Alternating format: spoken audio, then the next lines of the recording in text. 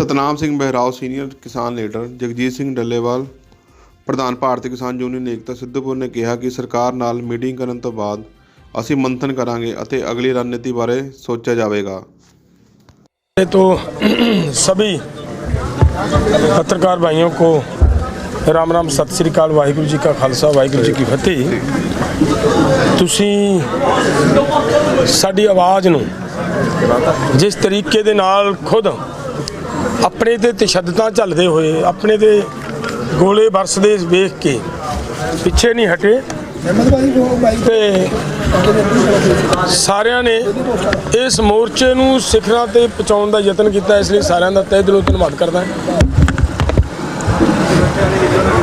दूसरी गल यह है कि देखो, सरकारां दी क्रूरता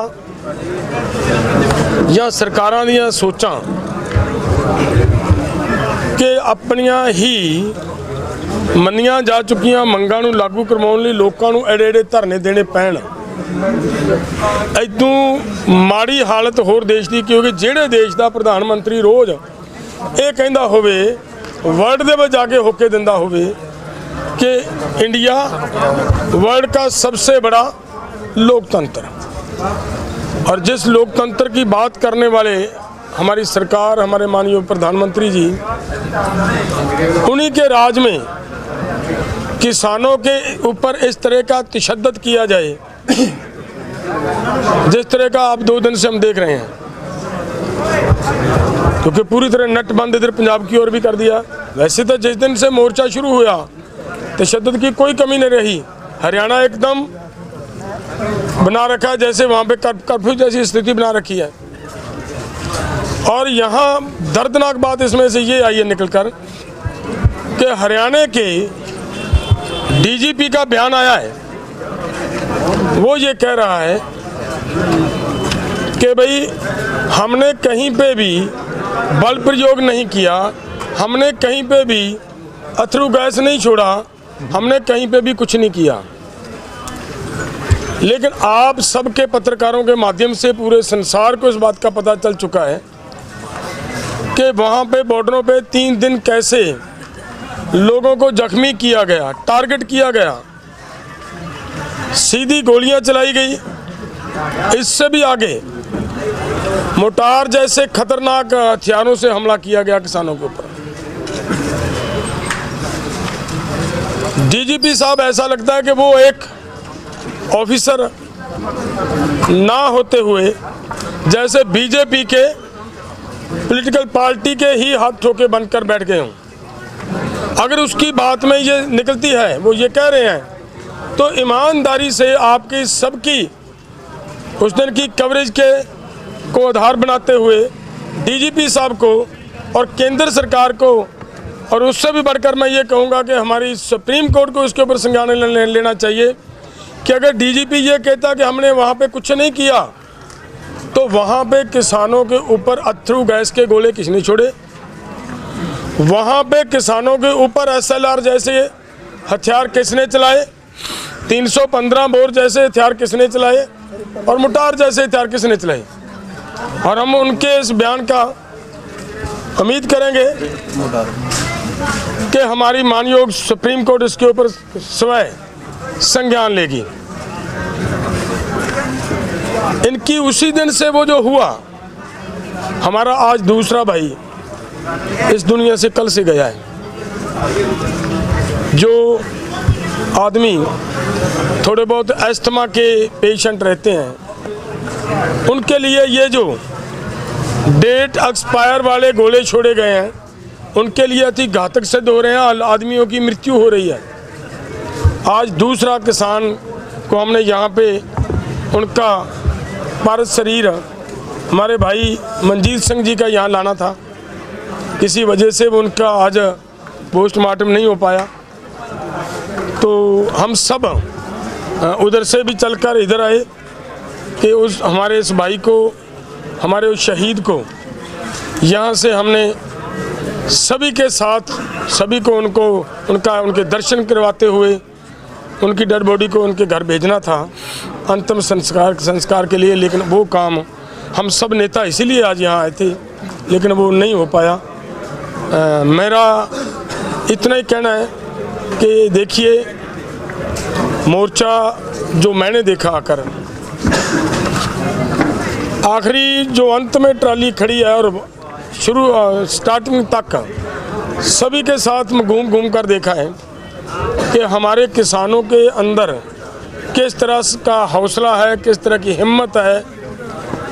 और आए दिन रोज़ यहाँ पे बॉर्डरों के ऊपर किसानों की संख्या बढ़ रही है और सरकार को इन बातों का ध्यान करना चाहिए, किसानों की समस्याओं का समाधान करना चाहिए और इसको और लटकाने की बजाय इसको हल करके हल की ओर ले जाना चाहिए। एक मिनट, आगे की बात पंजाबी में हमारे साथ हमारे बहुत ही सत्कारयोग नेता सतनाम सिंह बहरू जी बैठे हैं, ये आगे की बात रखेंगे। बहुत ही सत्कारयोग सारे मीडिया भाइयों को, मैं इंडियन फार्मर्स एसोसिएशन का सेवादार हाँ। मेरी 84 साल उम्र है और 42 साल का मेरा छोटा मोटा किसान अंदोलन चलता रहा जिंदगी में।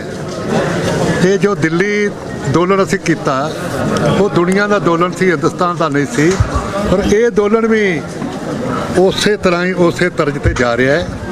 मैं उत्थे शंभू गया, इत्थे परसों आया और मैनू पत्रकार नौजवान कहते ने हमायत देन आए हो। मैं स्पष्ट करनी चाहना वा, हमायत उस दी देई दी जिंदा इंसान के आप दे नाल कोई संबंध ना होवे। मेरी जिंदगी छोटा किसान आ, मैनू पता है किसान दे जायज़ मंगां ने मैं प्रभावित कित्थों होया। डल्लेवाल साहब भनेर साहब ने समय सिर समय दे हानि का फैसला लैके जो पार्लीमेंट खत्म होने जा रहा है, पार्लीमेंट का मुखिया नरेंद्र मोदी ने जो साडे नाल लिखती समझौते कीते, मन्नियां मंगां नूं मनाउण वास्ते इन्हां ने समय सिर फैसला लिया। और जे पार्लीमेंट भंग हो जाता फिर भावें कोई भी फोरम अंदोलन की कोई कदर नहीं रहनी। मेरे उत्ते बहुत असर होया बजुर्ग के तौर पर और मैं इस अंदोलन का वफादार, हमदर्दी वाला और मैं जो समझ रखना ये समय सिर का जो फैसला है, जायज़ मंगां ने।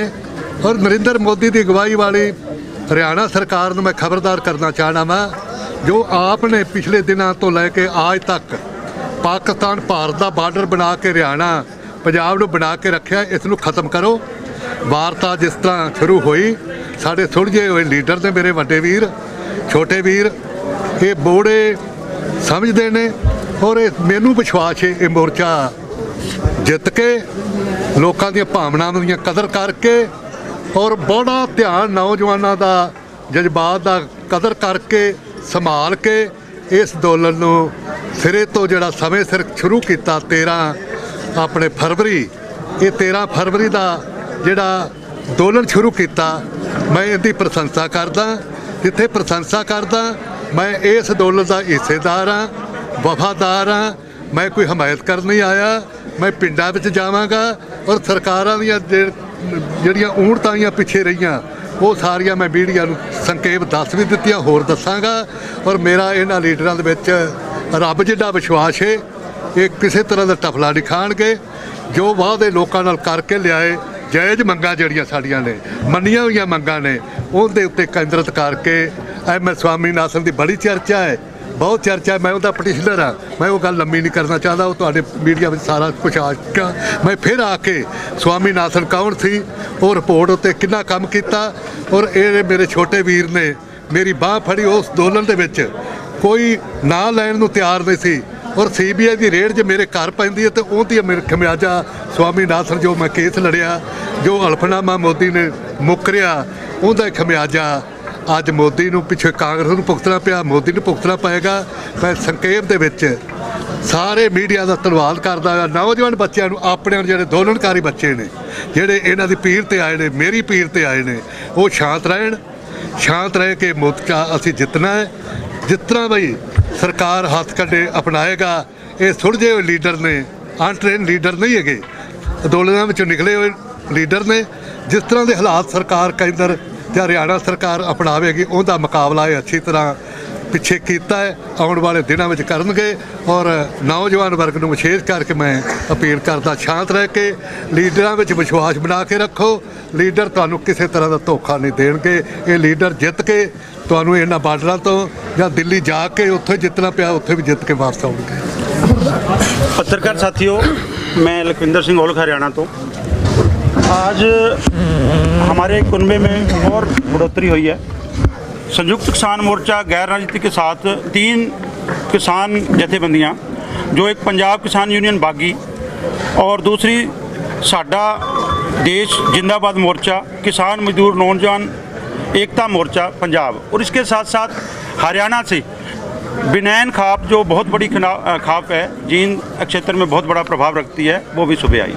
और आपके चैनल के माध्यम से हम पूरे हरियाणा, पंजाब, राजस्थान और साथ लगते स्टेटों को अपील करते हैं, हमारे 750 पहले शहीद हुए किसानों को, और जो शंभू बॉर्डर पर शहीद हुए ज्ञान सिंह जी और खनौरी बॉर्डर पर शहीद हुए मनजीत सिंह जी को सच्ची श्रद्धांजलि यही है। कल 20 तारीख को शाम तक, रात तक बड़ी संख्या में कैसे भी मजदूर किसान साथी इन बॉर्डरों पर पहुंचो, इन बॉर्डरों को मजबूत करो।